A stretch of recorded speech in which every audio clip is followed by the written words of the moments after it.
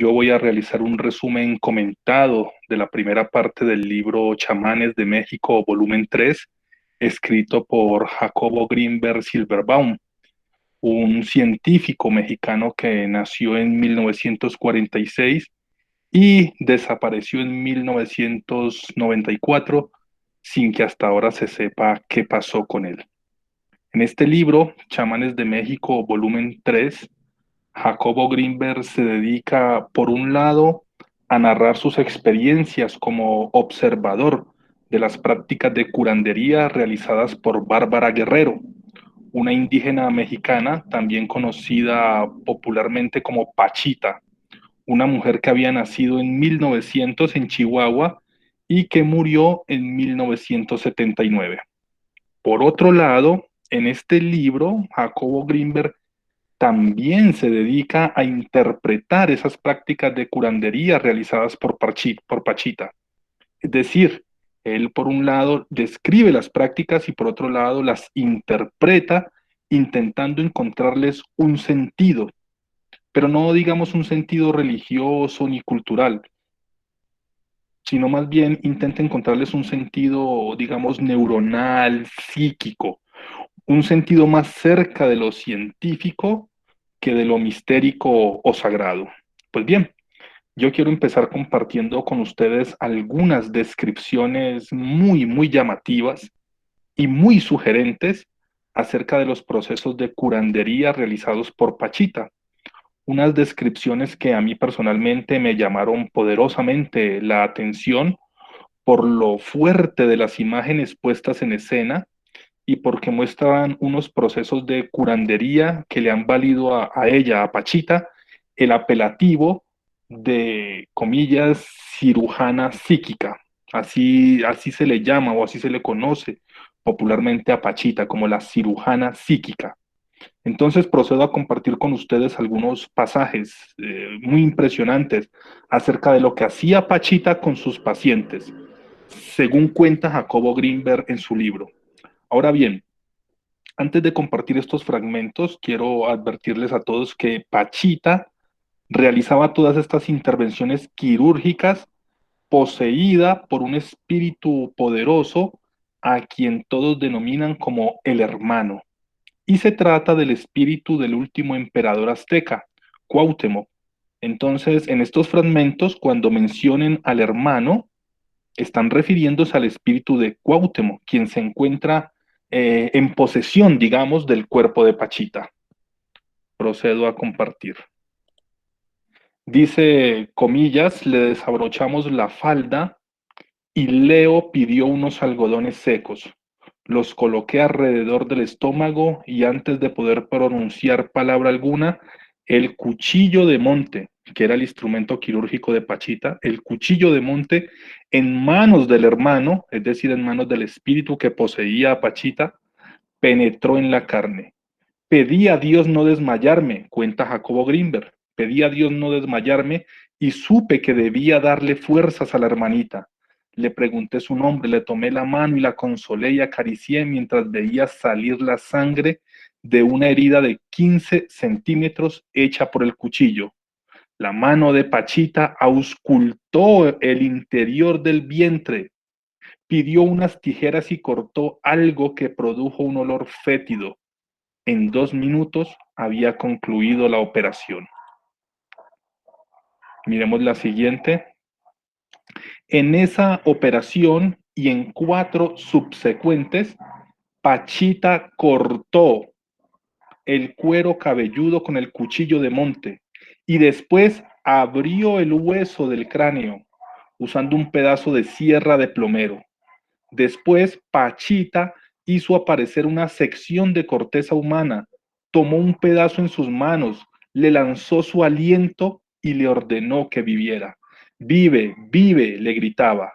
Después, con la ayuda del cuchillo, introdujo el pedazo de corteza al cráneo de la niña y con una serie de movimientos extraños lo dejó depositado allí.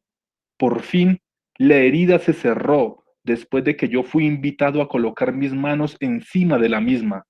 A eso se le llamaba saturar. La niña fue vendada y devuelta a sus padres. Miremos el siguiente. El cuchillo penetró las vértebras y descubrió la médula espinal. El hermano unió los extremos despedazados y pidió un injerto de hueso. Un ayudante le trajo un frasco de vidrio del que sacó un hueso y con el mango del cuchillo lo incrustó en la espalda. Leo, más precavido que yo, se cubrió con las manos. Yo fui salpicado y unas gotas rojas en mi oreja quedaron como testigos del portento. Apliqué mis manos y la herida cerró, y el muchacho comenzó a mover una pierna. Ligera pero segura la conexión quedaba restablecida y solo era cuestión de tiempo. Acaricié la pierna del operado y di gracias al cielo. Miremos la siguiente.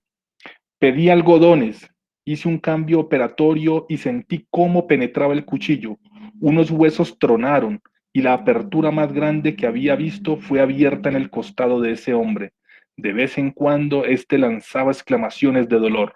El hermano le introdujo el riñón que el hombre había traído en una bolsa. Después abrió cerca de la médula y también curó.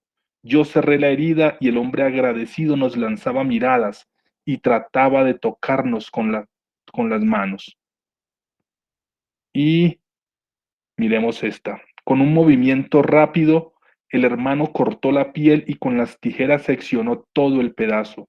Con el cuchillo levantó el cuero cabelludo y empezó a raspar el cráneo. Tiene que salir con todo y raíces, está muy duro, dijo el hermano. Después de un esfuerzo tremendo, algo salió por debajo de la piel, una masa oscura con salientes largas. Yo estaba muy enojado y empecé a mandarle maldiciones a aquella entidad que durante 12 años había martirizado a un ser humano. Un ayudante se acercó con un papel negro y el hermano introdujo eso allí y fue retirado después de ser encerrado. Miremos la siguiente. Con un movimiento rápido, la mano de Pachita introdujo el cuchillo de monte e hizo una incisión de 20 centímetros en el abdomen. Pedí un algodón empapado en alcohol en el que el hermano colocó 2 trozos de tejido. Deben ser intestinos, pensé para mí.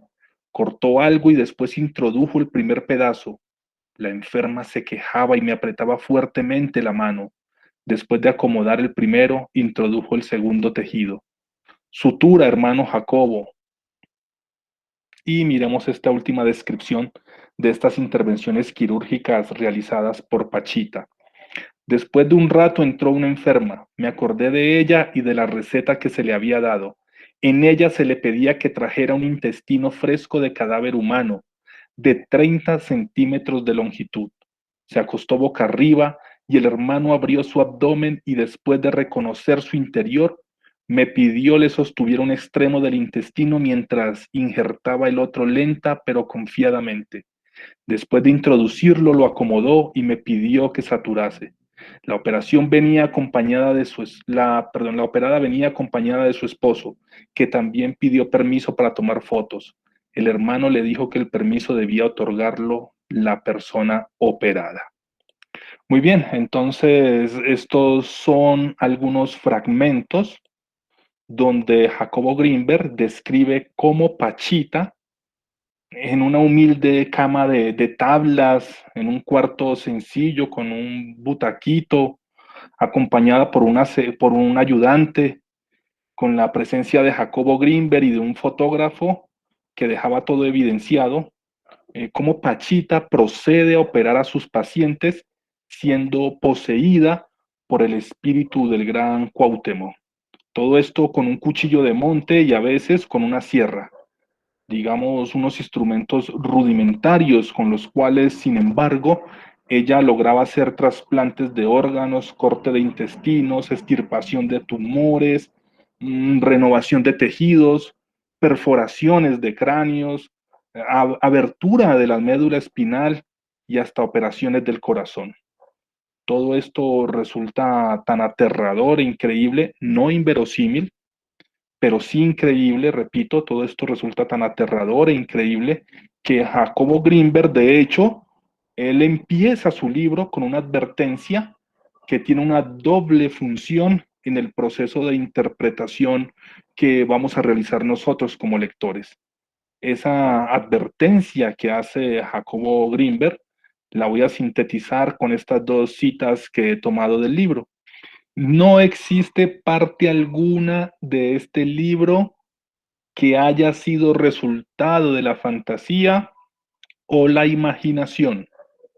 Y en otro pasaje de esa advertencia dice, es un libro verídico y real en su totalidad y en todos sus detalles. Entonces, por un lado, esa advertencia que tenemos ahí nos induce a considerar que los hechos que Greenberg se apresta a narrar son hechos, digamos, extraordinarios, es decir, sobrepasan el canon de lo culturalmente aceptado o establecido como normal. Esos hechos desbordan los parámetros de nuestra realidad compartida. Pero por otro lado, esa advertencia también nos invita a situarnos en un registro ajeno a la ficción, un registro que no obedecerá a las lógicas del cuento, de la novela, ni de ningún otro género donde opere la capacidad fabuladora del escritor.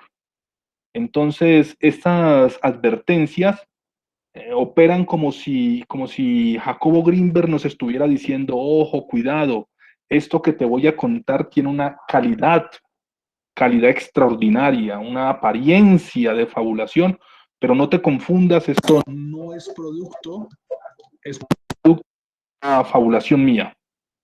Pareciera que nos está diciendo Greenberg, no estoy operando como creador ni como escritor.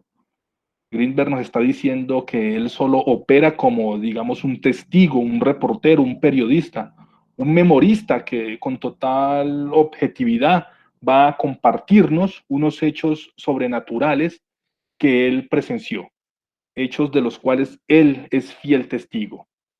Después de esta advertencia que discursivamente nos saca de cualquier registro de la ficción, pero nos presenta el contenido como propio de lo increíble, de lo inconmensurable.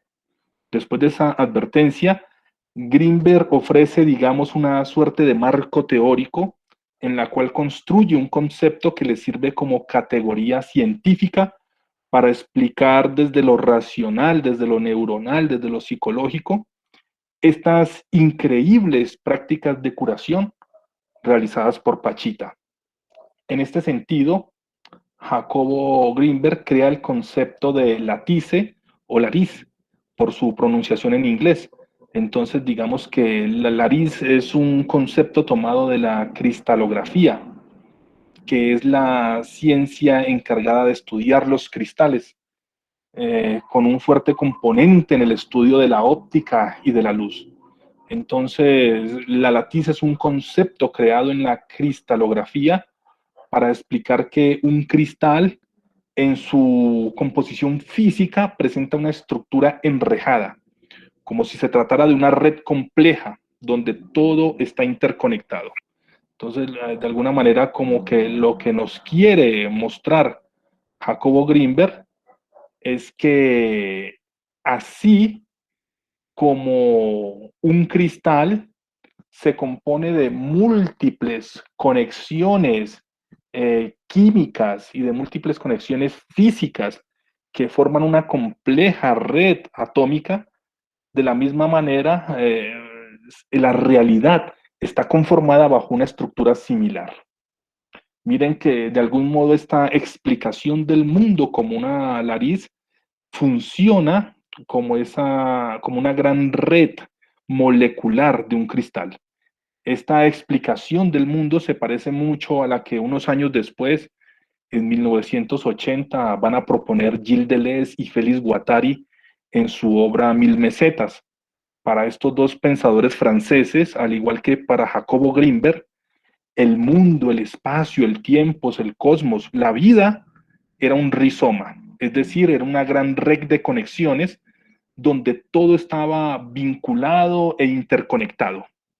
La única diferencia es que los pensadores franceses, Deleuze y Guattari, recurrían a una metáfora, digamos, biológica para ilustrar su concepción del mundo, puesto que el rizoma es una raíz, un concepto botánico, una forma, un cuerpo que pueden adquirir las plantas, los bulbos, los tubérculos. En cambio, Greenberg recurre a una metáfora, digamos, física o molecular, para explicar que el mundo también es una serie incesante e infinita de conexiones que se establecen tal cual como sucede con la estructura material de los cristales. Entonces, Greenberg toma este concepto de Larice de la cristalografía. Greenberg se fundamenta en algunos principios de la mecánica cuántica, propone que el espacio es también una lariz, es decir, es una red compleja de energía donde todos los puntos están conectados. Entonces, el espacio funciona de esa misma manera. El espacio no es una independencia absoluta donde cada quien puede desarticularse de los demás. No. Para Greenberg, todos los espacios están vinculados, articulados y conectados entre sí. De modo que aquello que pasa en un lugar afecta directamente a lo que sucede en otro lugar. O dicho de otro modo, estar en un espacio puede implicar al mismo tiempo estar en todos los demás espacios. Después de crear ese concepto de Larice, Greenberg procede a enfocarse en el aspecto humano, en el modo como nosotros percibimos esa gran red que es el espacio. En este sentido, Jacobo Greenberg se vale de la neurología, con un enfoque, digamos, evolucionista, para proponer que de alguna manera estamos supeditados a la capacidad, a las posibilidades que nos ofrecen nuestras neuronas. Es decir, el mundo que percibimos, esa nariz que podemos palpar, es en realidad una pequeña parte de su totalidad, una ínfima parte de todo el potencial que posee esa gran red. El mundo que tenemos a nuestro alrededor es supuestamente complejo, interconectado y abismal en las posibilidades que ofrece. Pero a pesar de toda esa complejidad abismal de esa gran red, nosotros no podemos acceder a él porque la parte que operamos de nuestro cerebro apenas nos permite alcanzar una mínima fracción de esa complejidad. Veamos lo que al respecto escribió Greenberg. Voy a citarlo aquí. El mundo que conocemos resulta de la interacción entre el campo neuronal y la nariz. Todos vemos un mundo similar porque la estructura de nuestros cerebros es muy parecida y por lo tanto los campos neuronales que producimos son semejantes, aunque irrepetibles y únicos a cada momento. Entonces, el cerebro se asemeja a la nariz en cuanto a que los dos sistemas se componen de conexiones infinitas, inesperadas y complejas. El problema es que no todos podemos generar una sinergia entre el cerebro y la nariz, es decir, no todos tenemos la capacidad de acceder a la complejidad y profundidad de la realidad, sino que nuestras conexiones apenas nos alcanzan para quedarnos en la superficie, en la parte exterior de lo culturalmente establecido como normal, en esa superficie de lo que la experiencia de nuestros sentidos nos permiten palpar. Ahí nos quedamos nosotros, no profundizamos en esa gran red. Ahí, de acuerdo a lo que cuenta Greenberg, hay, sin embargo, personas que pueden poner a operar funciones especiales de su cerebro. De ese modo, estas personas logran interactuar de manera más compleja con esa gran red que es el espacio y el tiempo, con esa gran nariz. Estas personas logran que su cerebro sea a su vez una imagen de la nariz. Es decir, estas personas logran acoplar su cerebro para que se parezca a esa gran red que es la realidad. Estas personas se convierten en una parte viviente, modificante e interactuante de la gran red. Y es allí, en esa explicación, donde precisamente entra Pachita. Para Grinberg, Pachita podía realizar esas increíbles operaciones quirúrgicas donde con un cuchillo de monte abría a una persona y le hacía un trasplante de órganos. Para Grinberg, Pachita podía hacer eso precisamente porque ella tenía las capacidades neuronales que le permitían acoplarse a los nodos de esa gran red llamada nariz. Es decir, Pachita, al acoplarse a la nariz, podía manipular la materia, podía manipular el tiempo y podía manipular el espacio. Veamos lo que decía Greenberg al respecto. Voy a presentarles aquí un par de citas para que veamos lo que él al respecto comentaba. Entonces, dice, el nivel de la conciencia de Pachita era extraordinariamente diferenciado. Durante las operaciones que realizaba, ella era capaz de materializar y desmaterializar objetos, órganos y tejidos. El manejo de las estructuras orgánicas le permitían realizar trasplantes de órganos a voluntad, curaciones de todo tipo y diagnósticos a distancia con un poder y exactitud colosales. Pachita lograba penetrar el tiempo prediciendo eventos futuros como si su campo neuronal en interacción con la nariz del espacio-tiempo decodificara y modificara la estructura temporal de la realidad. Ahora bien, aunque los humanos estamos supeditados por nuestros cerebros, Greenberg ofrece, sin embargo, una posibilidad de poder acercarnos a la profundidad, a la complejidad de esa red que nos rodea. Se trata de lo que él denomina como la conciencia expandida a través de la meditación, tomando como técnica la observación y siempre buscando que uno se sumerja en sí mismo. Es como si la conciencia fuera una capacidad sobrehumana que le permite al cerebro superar sus propias limitaciones neuronales y desbordarse hasta alcanzar a rozar esa magia inconmensurable de la nariz. Y esto era precisamente lo que lograba hacer de manera involuntaria Pachita, según cuenta Jacobo Greenberg. Ella era capaz de expandirse por toda esa red porque ella poseía la capacidad neuronal para conectarse con el todo y volverse unidad con el todo. Pues bien, de esta manera, Jacobo Greenberg cierra su marco teórico. Después de cerrar ese marco teórico, este científico mexicano empieza a narrar detallada y prolíficamente cada uno de sus encuentros con Pachita.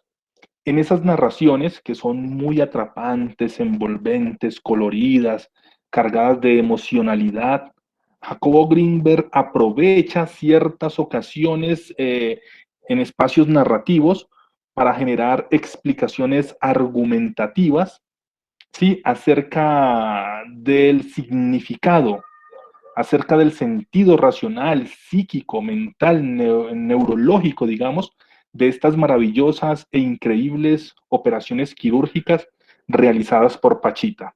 Es decir, a medida que narra, nos va presentando premisas científicas para explicar lo que está narrando. Aquí quiero compartir con ustedes la siguiente imagen donde quiero sintetizar. Eh, por un lado, sí, la práctica de curandería realizada por Pachita y descrita por Greenberg. Y por otro lado, quiero sintetizar ofrecido, el concepto ofrecido por Greenberg. Bueno, lo primero que debemos decir es que la propia Pachita posee una interpretación, ella posee una explicación de su trabajo, de sus intervenciones quirúrgicas y de los demás aspectos que ella realiza. Esa explicación que ofrece Pachita de sí misma, de sus intervenciones quirúrgicas, se ubican en lo sagrado, en la tradición de su cultura indígena. Lo que hace Greenberg es leer esas explicaciones de Pachita, leerlas de un modo metafórico, no como explicaciones de carácter sagrado o tradicional. Él lee las explicaciones de Pachita como metáforas simbólicas, como imágenes que le remiten a él a una lógica científica.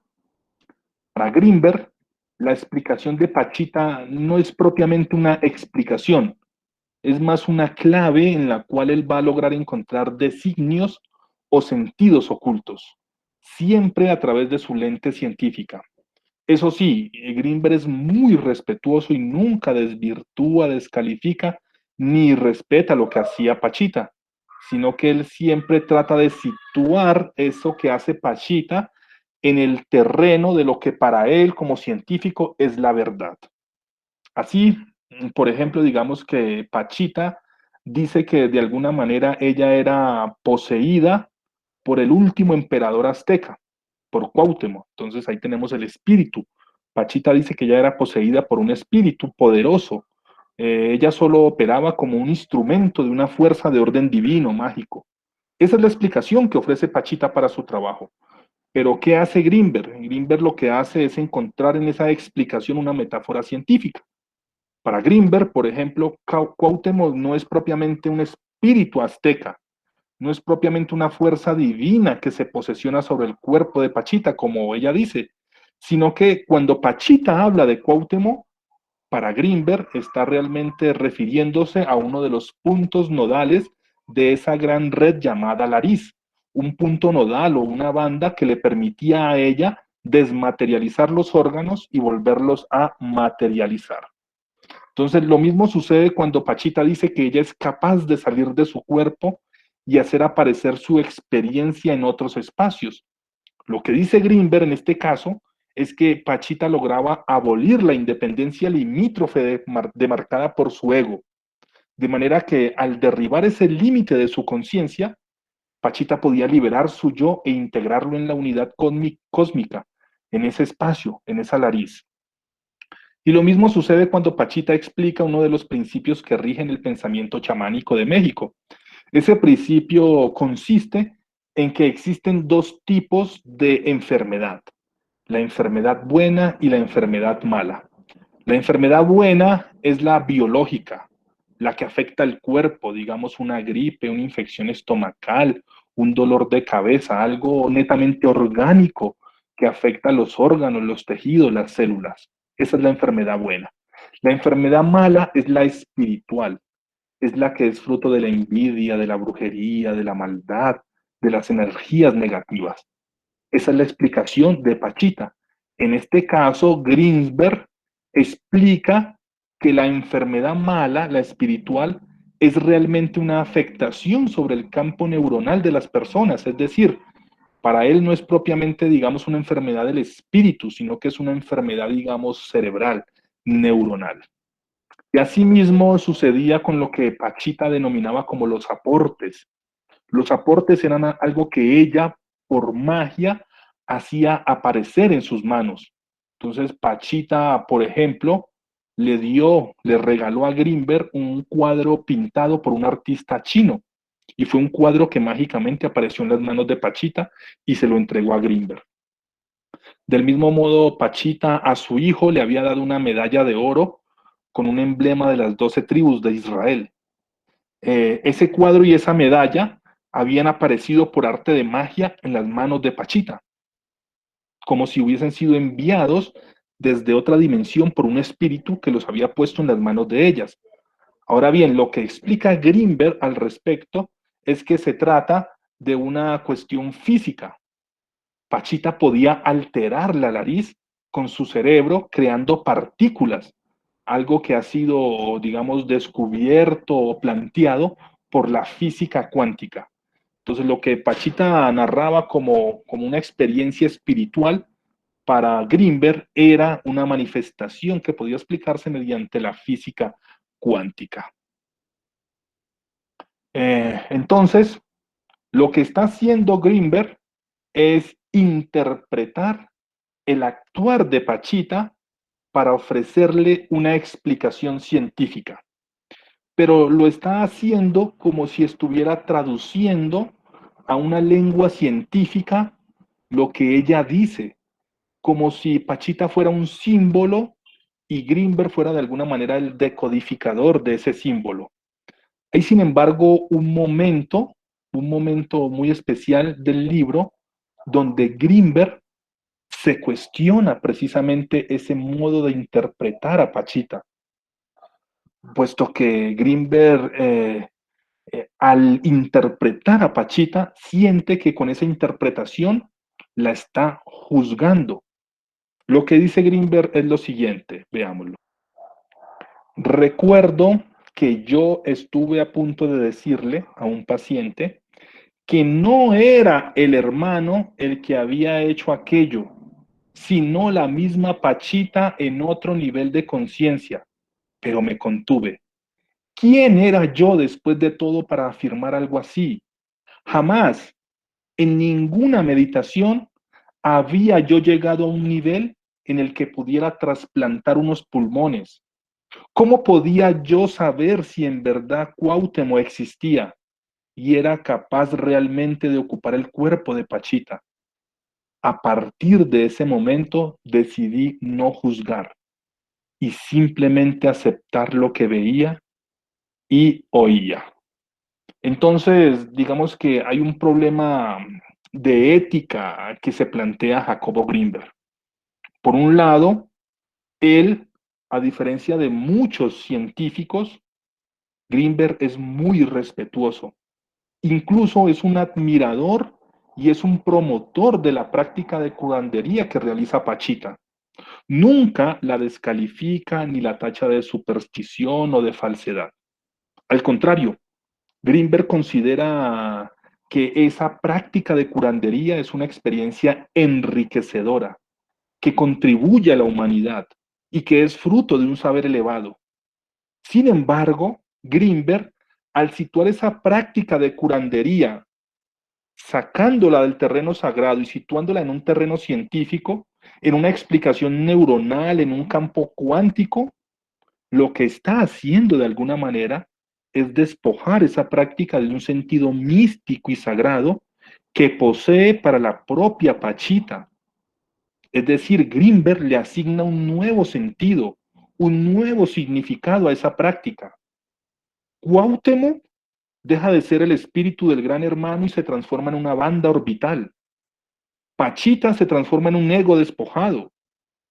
El aporte deja de ser un regalo de los espíritus y pasa a ser un material cuántico creado. Y así sucesivamente con todo, Greenberg va dando una explicación científica. Es como si Jacobo Greenberg, con toda su buena voluntad, con todo su sentido altruista, con todo su respeto y admiración por Pachita, necesitara, sin embargo, legitimar desde el discurso científico, desde una, digamos, racionalidad occidental, necesitará legitimar ese saber amerindio, ese saber místico, ese saber sagrado, mistérico, que pone en ejecución en cada operación Pachita. Quiero ahora detenerme en el siguiente aspecto, en unos principios, digamos, filosóficos que dominan o rigen el pensamiento propuesto por Greensberg para dotar de sentido científico lo que hace Pachita. Veamos, por favor, la siguiente diapositiva. De acuerdo, de acuerdo a todo lo que explica a Jacobo Greenberg, podríamos decir que en cada ser humano hay una esencia y una apariencia. La esencia es la misma en todos los seres humanos. Cada uno tiene, sin embargo, una apariencia distinta. La esencia es lo verdadero. La esencia es de origen divino, mágico, superior. La esencia no es humana, no es histórica. Por lo tanto, no cambia y no se transforma. La esencia es divina. La apariencia es lo falso, es lo impostado, lo que no es nuestro. Es como una máscara que oculta nuestro verdadero rostro. Nuestro verdadero rostro vendría a ser nuestra esencia. Esa apariencia, digamos que es inmanente al ser, viene desde afuera. La apariencia está relacionada con el ego, con el yo, con aquellas construcciones discursivas que nos han modelado, con los conceptos, con el lenguaje, con la cultura, con la norma, con la política, con todo lo humano. La esencia sería trascendente al ser. La esencia está relacionada con la energía, con la emoción, con el sentimiento, con el amor. La esencia no sería un producto humano, es un hecho divino al cual la persona puede llegar con la meditación, con el olvido de sí mismo, con el abandono de la racionalidad.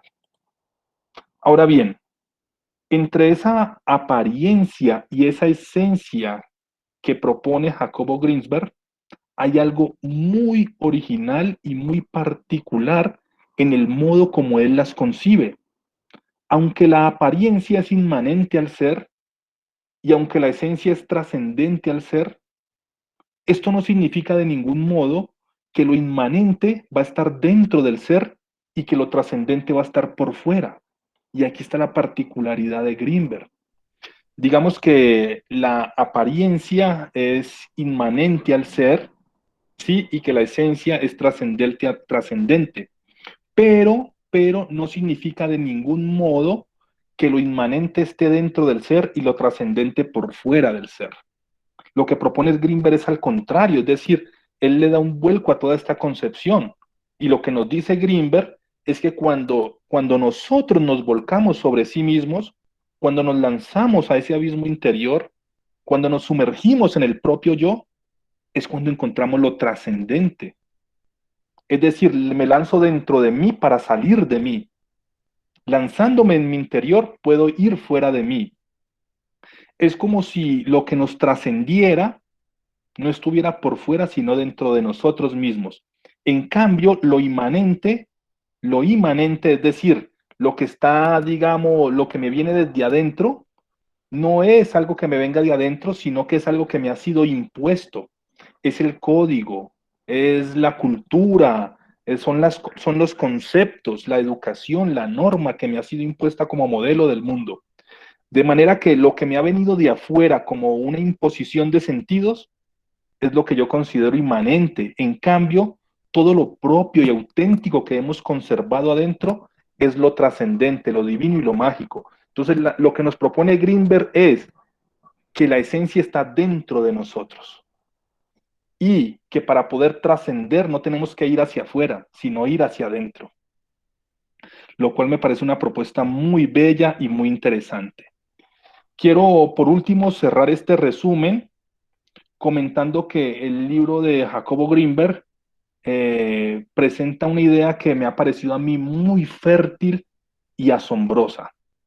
Se trata de la hibridación de creencias que a cada momento es representada en cada situación descrita. Veamos lo siguiente. Greenberg es un científico. Para cuando él conoce a Pachita, lleva más de 10 años dedicado a investigar algunos aspectos de la fisiología cerebral. Posee un laboratorio sofisticado en la UNAM. Greenberg se define a sí mismo como psicofisiólogo. Es alguien que concibe el campo neuronal, la red de neuronas del cerebro, como una potencia cuya magnitud y capacidades pueden superar incluso las leyes de la física. Entonces Greenberg, por lo tanto, es un científico, digamos que reconocido en la Academia Mexicana por sus aportes en el campo de la conciencia y del cerebro. No está exento Greenberg de cierta desconfianza o de cierto rechazo entre algunos sectores, entre algunos colegas, por sus polémicos postulados. Pero, digamos, por una parte, él es un científico reconocido. Por otra parte, tenemos a Pachita, una indígena que fue abandonada por sus padres, pero que fue criada por un afromexicano, que le enseñó todas las artes de la curación, de la curandería. Entonces, ella es una indígena amerindia que posee un saber, digamos, de origen africano. A su vez, Pachita, en cada operación que realiza, es poseída por un espíritu de alguien a quien ella denomina como el hermano, que es el espíritu del último emperador azteca, Cuauhtémoc.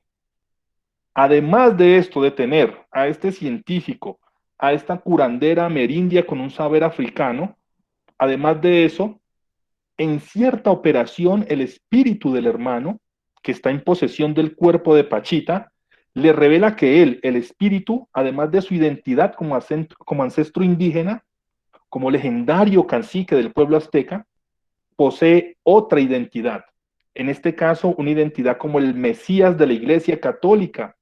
Es decir, ese espíritu del azteca Cuauhtémoc es también el espíritu de Jesús.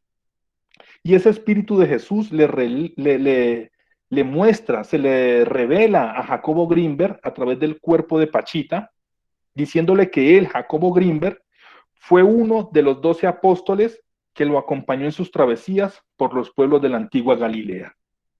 Entonces, imagínense, tenemos Grinberg, que fue un apóstol de Jesús de Nazaret, que ahora se ha convertido en un científico del campo neuronal, que se encuentra realizando un trabajo de observación antropológica científica con una indígena mesoamericana que además de haber sido criada por un afromexicano, puede encarnar el espíritu de Cuauhtémoc, el último emperador azteca, quien además también fue Jesús de Nazaret.